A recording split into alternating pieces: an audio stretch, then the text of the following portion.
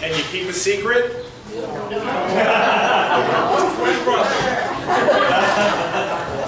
Getting focused is easy. Most people do it. Especially on New Year's Eve. People get focused, they get focused on what they want, and then they get distracted. Most people can get focused. The real magic is staying focused. Can you imagine that?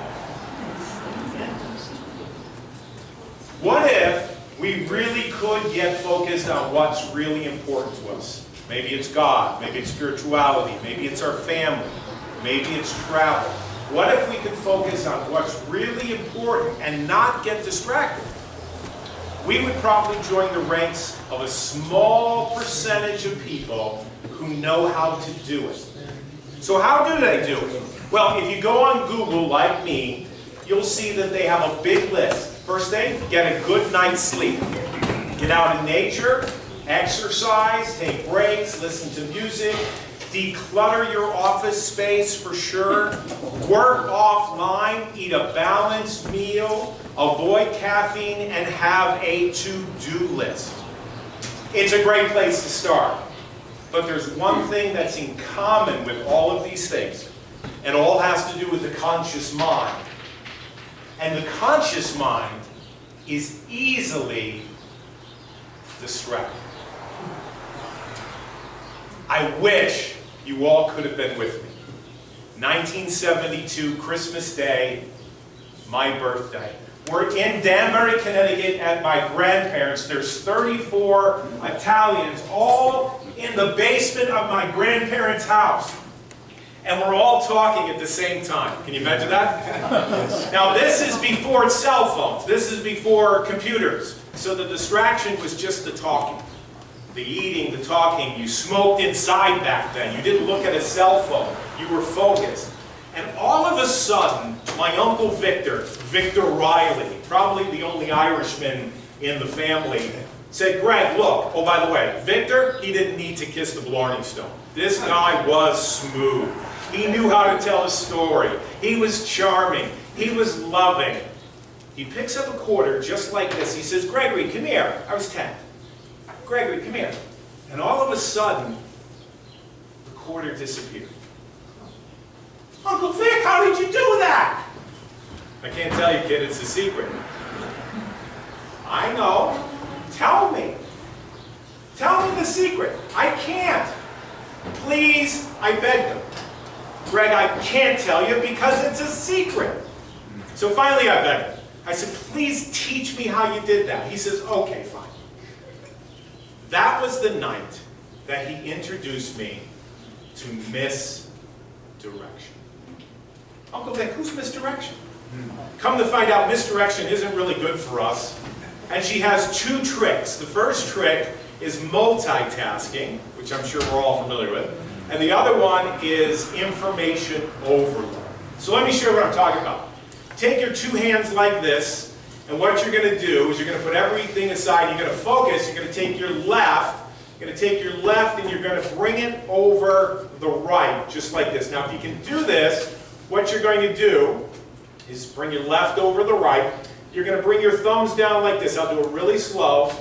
And then you're going to hold on to it. Now, if you're doing it right, I can't see all the way in the back, but if you're doing it right, your pinkies are at the top, and the thumbs are right here at the bottom. Now, do this.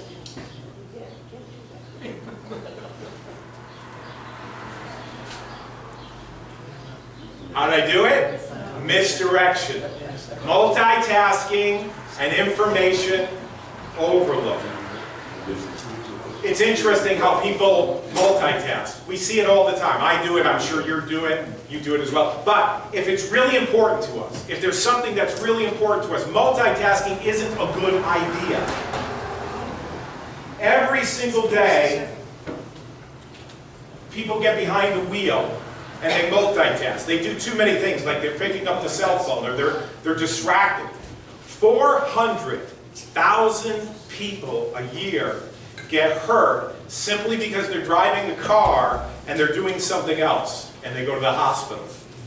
It's amazing. We pick up our cell phones, we tap it, we swipe it, we click it 2,617 times a day. Multitasking. When people get to work, on average, they waste 12 and a half hours per week because they're not engaged at whatever they're doing. I don't know how they know this, but $650 billion is wasted in America because people are not engaged with what they're doing. They're not engaged, they're not focused, they're doing something else. Something totally different. And sadly, 4,000 people die every single year in car accidents because they're focusing on other things. And it's the last time they pick up their cell phone. Let that sink in. Yeah. Misdirection. Multitasking. Not.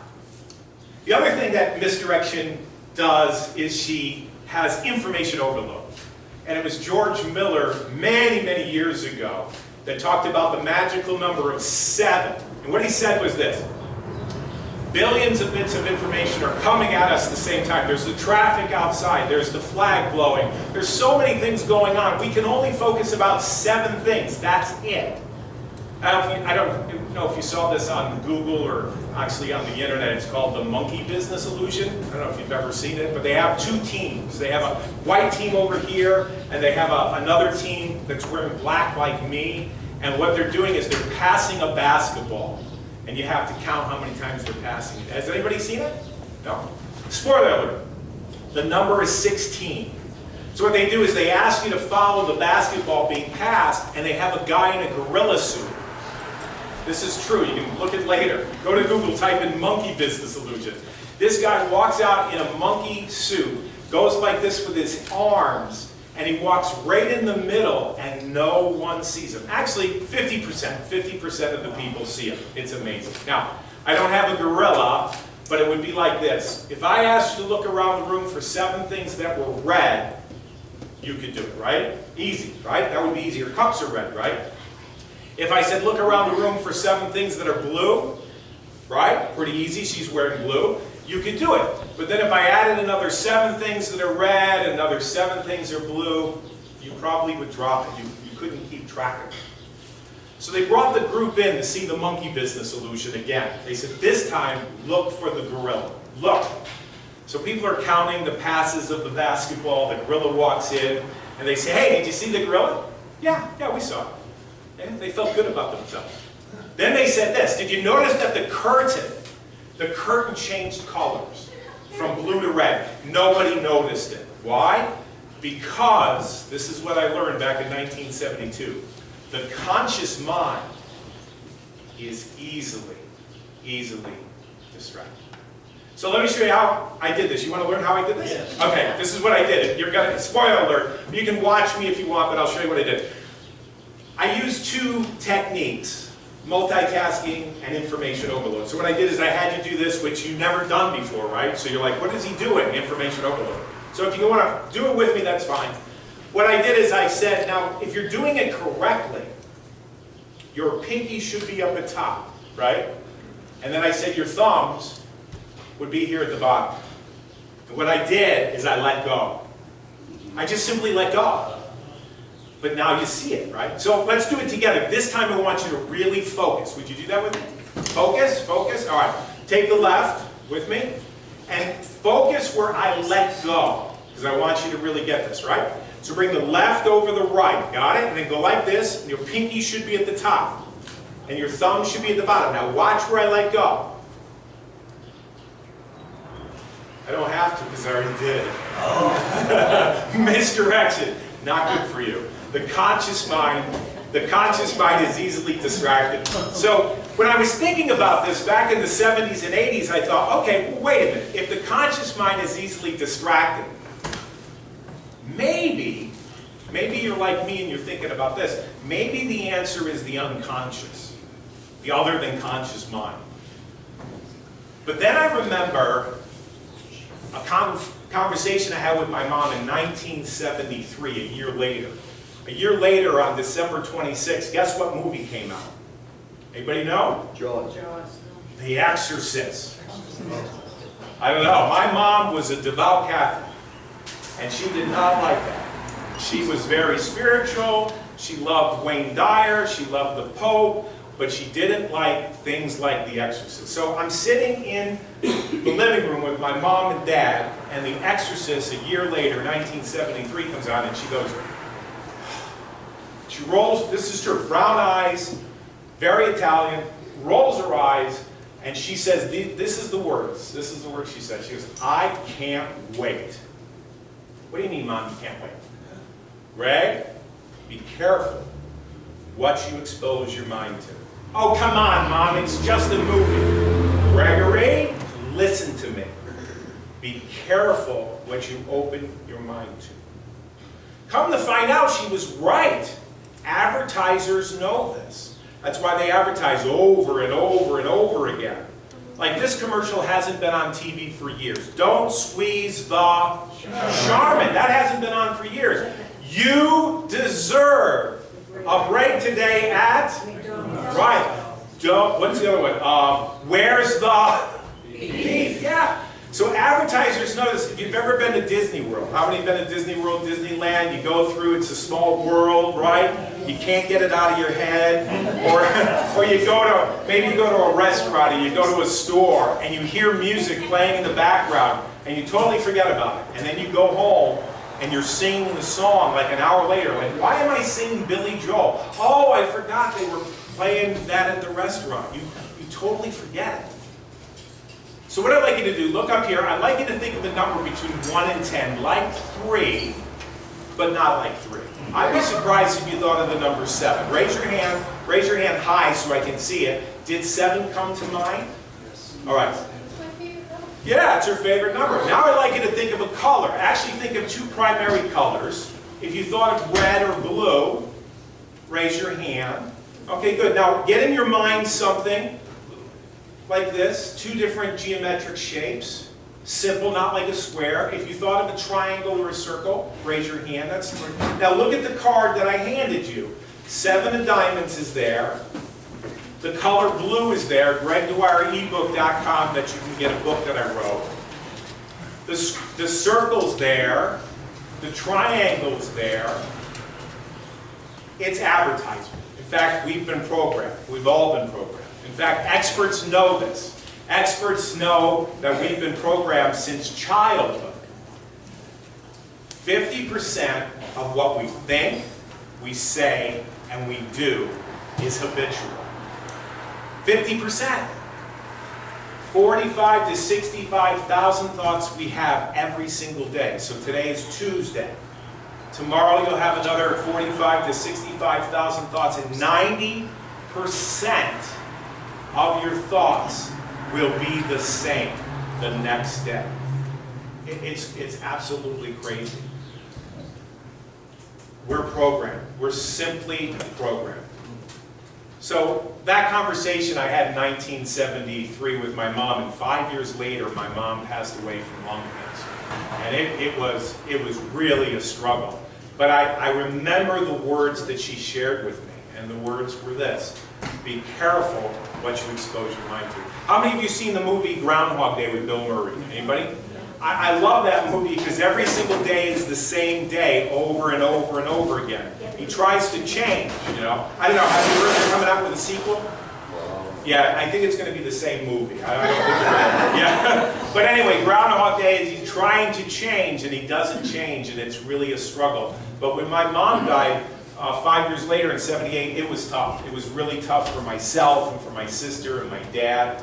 But you know, life goes on. I'm sure we've all experienced setbacks and troubles and challenges. I went to high school. I went to college. Graduated from Concordia Seminary in 1992. Got a Master's of Divinity. Went on to Dunwoody in New York. Got a Master's at the Catholic University, and I became a minister. And maybe my mom influenced me. But I went into Ohio, and I wanted to change the world. What I found out was, I was 30 years old, the world didn't want to be changed. That's what I found out. And neither did the church, And it was kind of tough. And a couple years into it, my wife actually left. And it was embarrassing because I was a minister in Cleveland and I was 2 years into it, and I thought, my goodness, how bad can things get? And it was devastating, but life goes on. I remember one time I was outside in Cleveland and I was sitting down on the ground and there was a little bit of snow, just a little bit of snow and some leaves. And this is how stressed out I was. As I looked at the snow and I looked at the leaves, I couldn't tell what season we were in. That's how stressed out I was. I didn't know if we were going into winter or I was going into spring for like, I would say 30 seconds. Like my mind was just racing and I was suffering, But somebody reached out to me and said, hey, I want to introduce you to a landmark seminar. And I went to it, changed my life, a powerful seminar. And that introduced me to the concept of personal growth. Wayne Dwyer, Tony Robbins. And I got into that industry just by reading and studying and hearing about, Schuller and all of these different people that talked about the power of the positive mind. But the one thing I walked away with in 20 years of studying with a lot of these people is this. It's kind of a small little secret that most people don't talk about. It's that most people don't execute. Most people take a couple steps forward and then they take a couple steps back. Or they get focused on something, they want to change their life, and then they fall back in old patterns. Or like setting New Year's resolutions and then finding themselves a year later doing the same thing. Well, people do these things, they read these books, they study these things, but very, very few people stay focused. And I kind of have a theory about it, and this is the theory I came up with. The theory I came up with is that people know what to do, which is the K down here. They know what to do, but they don't take a lot of action consistently. They know how to lose weight, or they know how to improve their lives and their relationships, but there's this gap. See this gap? And the gap is the unknown. The gap is fear. The gap is not having the faith to move forward on a consistent basis. So what happens is people get stuck. And it was me. I was doing this yo-yo effect for like 20 years. I would get some progress, and then I would move back. How many of you can relate? You lose 10 pounds, and then you get more weight, and then you have to lose it again. Or you pay off your credit cards, and then you get back into debt. You're back to exactly where you were before. So what I learned was there's a way to close the gap. And it's probably not what you think. And I'm going to share with you today how I close the gap. But before I do that, I want to share with you where I am in my life today. I've traveled around the world speaking. I've been in over 10 countries. I own my own business. I own a travel business. I'm my own boss. Everything that happened in the past taught me, which got me here. I'm not perfect. I'm not perfect. But there's one thing that I really have mastered, and it's laser focus. And that's what I want to share with you tonight. How to get laser focused. And it's not necessarily what you think, it's how you think. So here's what happened. One day I get this phone call to go out to London to speak. And I think, wow, this is going to be great. I'm going to be an international speaker. I'm going. So they paid for the flight. I went out to London, and I spoke for this group of business people. Absolutely I was delighted with it. It was so much fun. The people loved it. And after it was over, somebody came up to me and said, I really like your presentation on focus for our business and for personal life. I'd like you to come to Vegas and to speak for my group. A lot of times people hear what I have to say, they like it, and they'll share the word. That's how I get business. So I went out to Vegas, and I spoke for a small group of business people. But I found out afterwards there was a business party that I was not invited to. These were executives and entertainers and people who were really affluent in Vegas. And I wanted to get in that room, but I wasn't on the list. So a good friend of mine invited me to go to the party and put my name on the list. And I wanted to meet this guy. His name is Kenton Nepper. He looks like, the best way to explain this guy the way he looks is, he looks like the Wizard of Oz. Really, he's got this, he's a little shorter than me, he's got this long white beard, very mysterious. He does music, he does entertainment, but he's a great business guy. And so I got to know him, and finally I got up the courage to ask him to mentor me and to teach me, and he agreed. I literally moved into his house. That's what happened. His wife left, it was only for 2 days. 2 days and 1 night. But we worked around the clock. And what happened was this. There was a time when we were talking and he was mentoring me about my business and my personal life. And there was a time when he just simply stopped.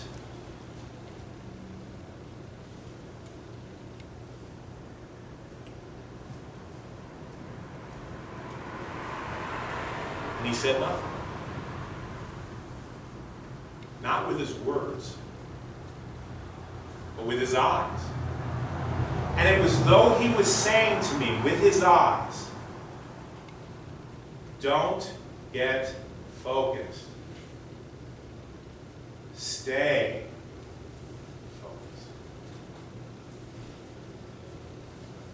And when I came out of the trance, which it was a trance, because he was overwhelming me with information for 4 hours, non-stop, where I couldn't even think. My mind was racing, and then all of a sudden he just came to a complete stop. And then I got it. I got it without him ever saying anything. People who are laser focused, they know what they want, they know what's important. That's the first thing. They take consistent action, and they get results in advance because they put themselves in a trance, which is hypnosis. And if you don't like trance or you don't like hypnosis, daydreaming. Daydreaming. We daydream about 30% of our life. We just sit there and we just daydream. And then it hit me. It's not about getting focused, because getting focused implies you're going to get and then you're going to have to do it again. But successful people, they use their imagination by what they see, what they feel, and what they hear. And they don't get focused, they stay focused. So let me show you what I'm talking about.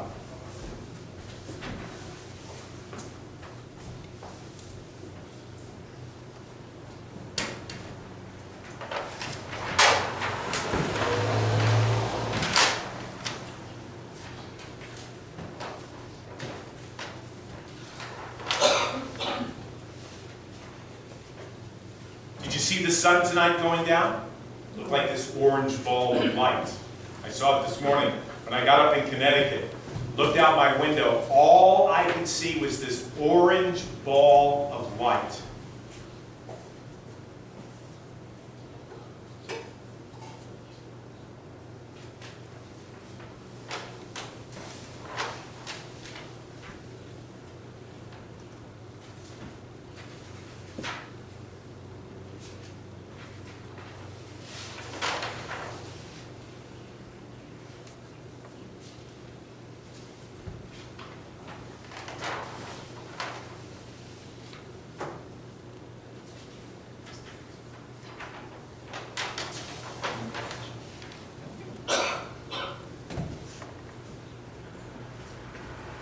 The name of the boat is Imagine. And so what Kenton showed me that day, when he just paused, is that it's about knowing what's important. That's why I asked you to fill out that card. It's taking action, but it's using your imagination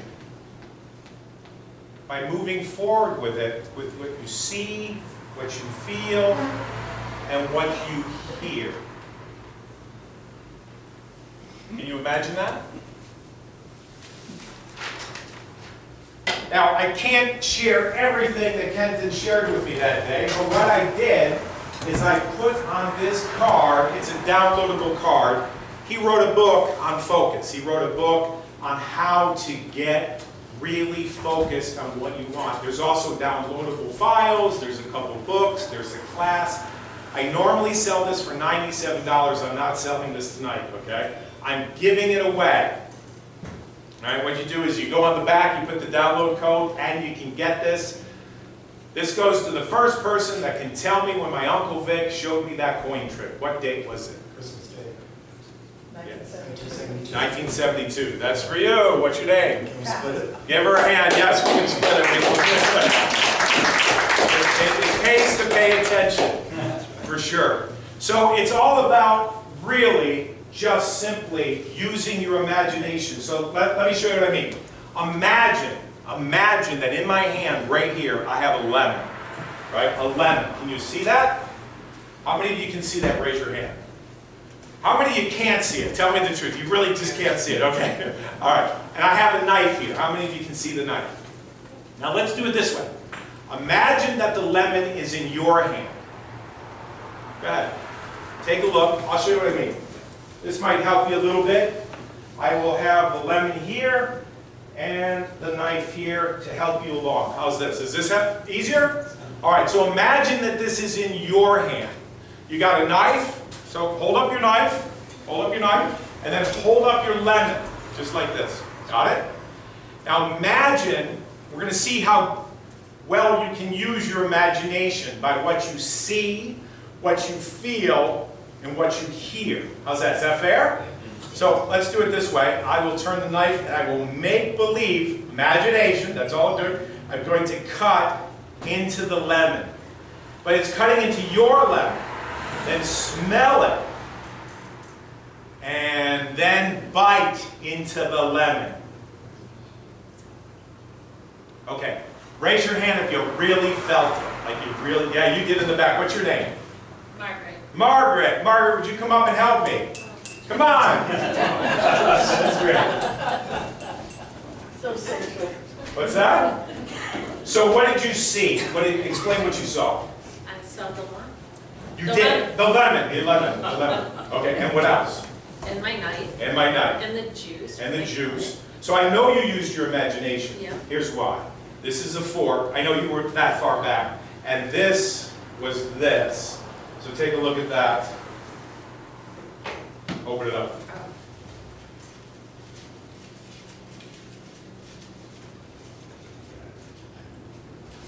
What does it say? Imagination. You're right. I was going to say Margaret.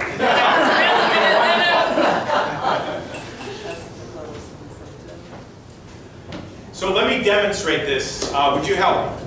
You able to help me? Yes? Okay, very good. Give her a hand.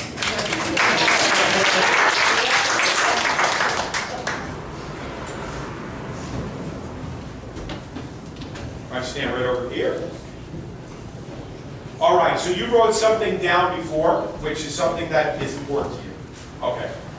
Imagine that you have it between your hands. So on a scale of 1 to 10, what would you say you are at as far as believing that what you wrote down is good for you and you already have it? What would you say that would be?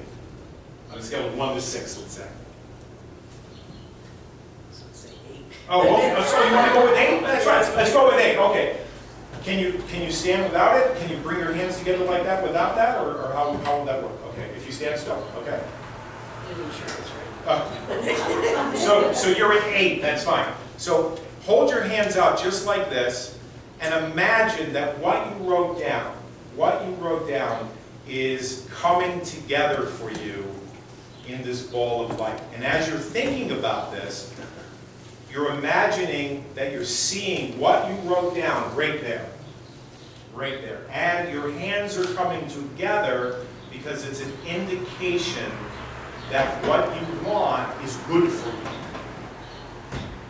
So we're using visualization. That's all we're doing.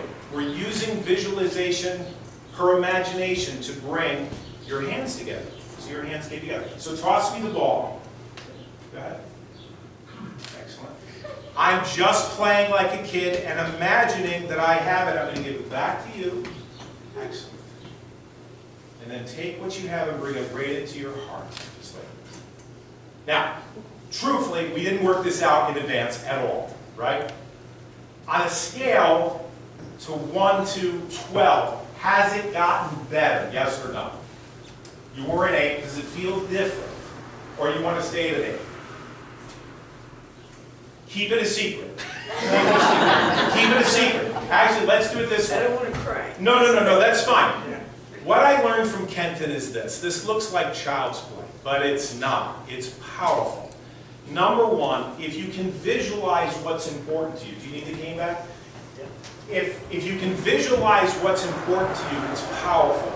The second thing is you want to feel it. So you see how she felt it? The easiest way to feel something is to write something down. So I'll give you the pen. And what I'd like you to do is I'd like you to write down a number. I'm not going to look. So there's a number 1, 2, 3, 4, 5, 6, 7, 8, 9, 10, 11, 12. I'd like you to circle a number as I turn my back. Just circle either 1, 2, 3, 4, 5, 6, 7, 8, 9, 10, 11, 12. Got it? Oh, wait a minute. Okay. Okay. Just cap the pen. All right? And then the piece of paper face down. Now this is a true story. This is, to me, when I first heard this, I couldn't believe it. Bill Gates, Warren Buffett, the first time they ever sat down and met each other, their mom said, I want you to write down a word, Bill, that represents why you are successful. Bill sat over here. This is not, you can Google this. Bill sat over here, didn't even talk to Warren. She said, I want you to write down a word that represents why you think you are successful. Write it down. Writing is powerful. Warren did the same thing. He picked it up, he just simply wrote it down. That was it. Guess what word Warren wrote down and Bill wrote down? Anybody? Focus. Focus. They wrote down the word focus. When I started hearing about this, I couldn't believe it. I thought to myself, this is powerful because they were separated, they didn't talk, and they came up with the same word. Now, I don't know how to explain that other than maybe focus is really important to successful people, where the masses and the majority of people get focused, they dabble, they fool around with things, and then they kind of forget it, they make New Year's Eve resolutions, and then there's some people that don't get focused, folks. They are focused. They are really focused. That's what I'm talking about. So, you got emotional. That's powerful.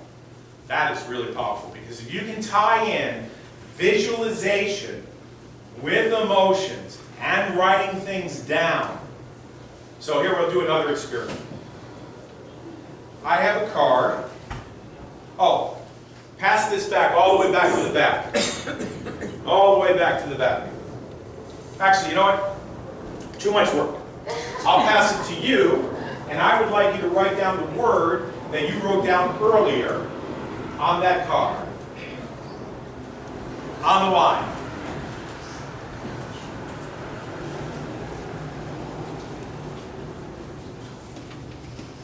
Got it? Oh, wait a minute. Okay, Okay, like you have it, or okay what? I'm done. Okay, good. Excellent. All right. Don't show me. I don't know how this happened. I have no idea. Have no idea at all. All I know is that these two people were focused and they wrote something down. Now, you didn't share with me what you wrote down earlier or now. All right. We talked earlier, but I get the feeling that you really care about people. Yes. And that you're very loving. And you're very, the word that comes to mind is art, or artistic. Is that the word you wrote down? No. What did you write down? I'm an artist. You're an artist, okay. And what if, what's the word that you wrote down? Not close to 10. Well, okay. Healing. Oh, healing. Okay, so great. So what if every day at 4 o'clock you thought of healing? Is that the number you wrote down? 4. Yes, okay. So if you wrote down that, and you also thought of it every single time, that would anchor you towards that emotion. Give her a hand.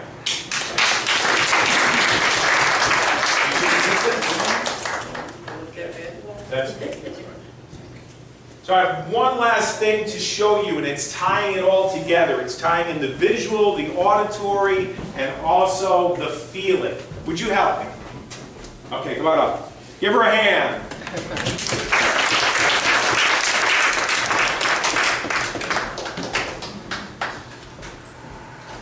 All right, so you wrote something down, and you didn't share it with me, right? Okay, good. So what I'd like you to do is, we don't have a lot of room here, but face the audience, and I'd like you to think about what you wrote down, all right? Now, she told me earlier that her breathing and speaking is a little low because of the weather and not feeling well, so we're not going to do a lot of talking here, which is good. But what I'd like you to do is visualize a circle on the floor, maybe about 4 feet in diameter. And on the floor, I'd like you to see a color that you absolutely love. Absolutely love. What color would that be? Yeah. Okay, I love purple too. All right, so imagine that that color is purple, it's bubbling up, it's alive. And then at the same time, I'd like you to get a feeling of what you're thinking about as far as the spectrum of 1, 2, 3, 4, 5, 6, 7, 8, 9, 10, 11, 12. In other words, 12 is really good, 1 is really low. What number would that be? Yes, of what you wrote down, yeah, like are you at a 5, a 10, a 3?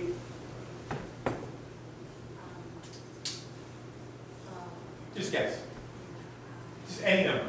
I would say probably like a 7. Okay, 7, so she's a 7. Now imagine that that purple is calling you, and that purple represents what you wrote down. And then I'd like you to say something to yourself which is a positive thing. So you're seeing something, you're feeling something, and you're also saying something to yourself about that purple. You got it? Now what I'd like you to do is step inside, use your imagination, step inside that circle. Go ahead, do that now. Now how do you feel now visualizing that? Is it any different, or are you still a 7? No. What are you? I'm actually a 10. Okay, good. Step back out. So here's what we're doing. We're simply playing with imagination. That's it. That's all it is. She was a 7. I told her to visualize something. I told her to feel something. I told her to say something to herself. And she went from a 7 to a 10. Now watch this. We're going to have you stand over here. Right here. Now, I'd like you to remember something that was really terrible in your life. Don't tell me, but remember something that was not good. Can you think of something? All right, what color would you represent that with? Black. Black, me too, all right? Though black's a good number, love color, I wear it a lot. So imagine black is right there, all right? Now, I want you to say something negative to yourself. See how our posture's changed already? Step into that circle. Say that negative thing to yourself, and then tell me how you feel. I feel Number. 10. You still feel 10? Oh, from Yeah. before? Oh no, I feel a 0. 0. Okay, step back, step back. Now, I'm not a therapist, but if you watched her, there was change. There was change. When she was right, did you feel change? Can I ask you a question? Come over here, come here. Do you smell lemon? No, so turn around, all right, and turn around again. So I'm breaking this thing, right? I'm getting her out of that. I do this, you do this, we all do this. We have these, if you don't like hypnosis or trance, you're doing it anyway. You're doing it anyway. You're doing what she just did. Guy cuts you off, somebody says something to you, you step right in it. Then you visualize something, then you say something to yourself, and you think, what a terrible day this is. It's unbelievable. Did you feel it? Yeah. Yeah. So you went from a 7 to a 10, and then what did you do over here? You went to a 0. Unbelievable, right? Yeah. All you using her imagination. That's all she did. All she did was do this. Okay. We're not leaving you here. This is going to be transformational. This is what you're going to see right now. This is where you're at. This is where you're at. Okay? So I have a stereo here. I'll switch with you. I have a padlock. I'll give you that. And I'm going to trust Father. I have 5 or 6 keys. I'll give these to Father. And I have something else over here as well.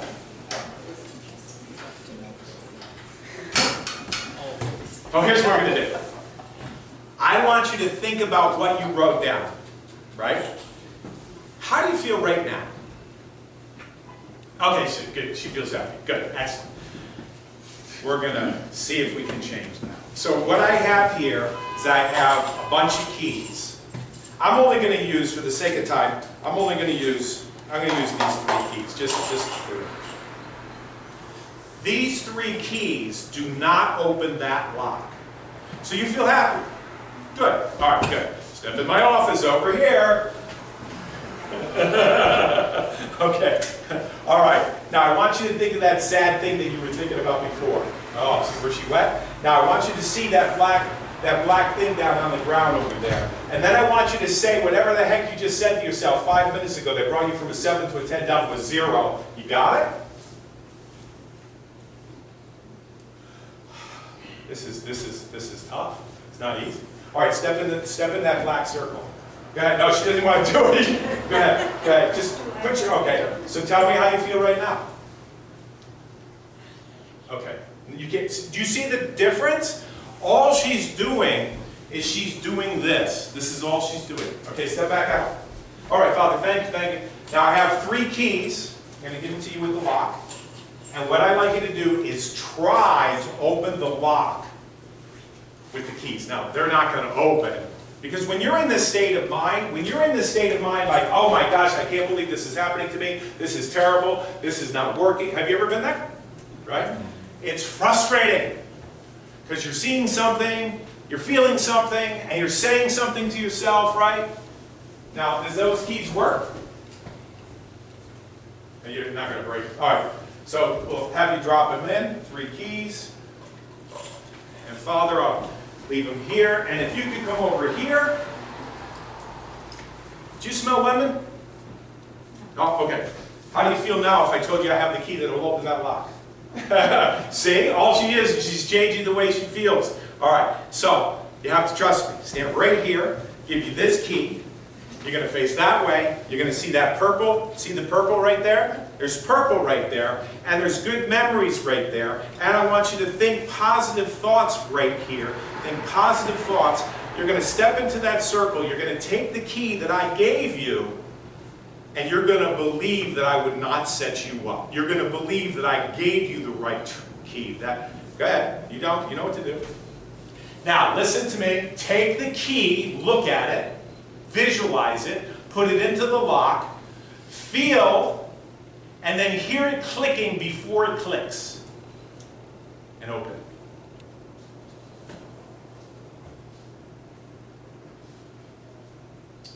Did it open? How do you feel now? Okay, all right, step back. What are we doing? We're simply playing with her imagination. That's all we're doing. It's simple. Here's the key. Here's the lock. Now, if you have anything that you really value on you, what about your ring? Can you put it in the box? Is that special? Okay. All right. What we're going to do is we're going to lock this box just like this. And there's only one key that opens this lock. That's it. I didn't bring an extra one. Could you drop that key in that group of other keys? Father, can you shuffle them up? All I want you to do is trust your imagination that you're going to pick the right key. Because if you don't, I'm going home with your ring. So how do you feel right now?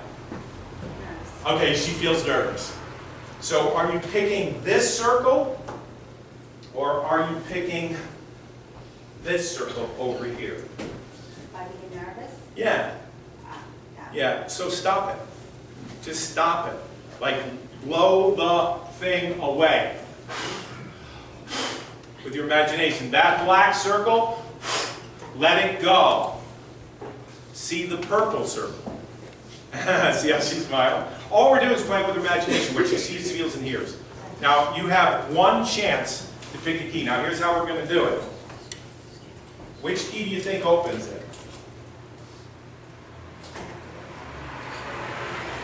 Yeah, you have to pick one. Pick one key that you think opens this lock. Go with your intuition.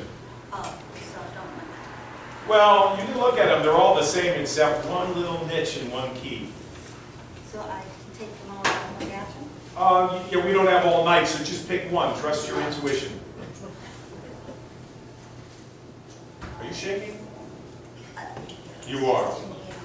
Okay, that's fine. So hold that in your dominant hand. That's the right hand, okay? And then, Father, can you drop the other three keys in this? How do you feel about this? How do you feel about this?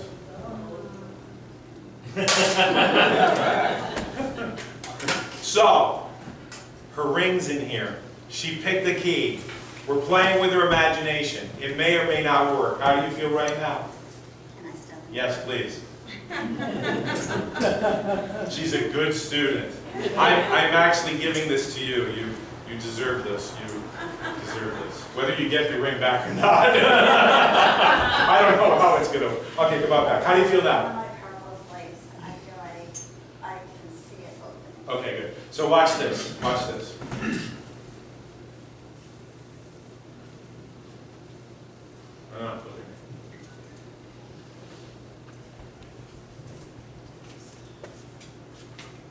Watch it if it repeats. With these. Approach her down.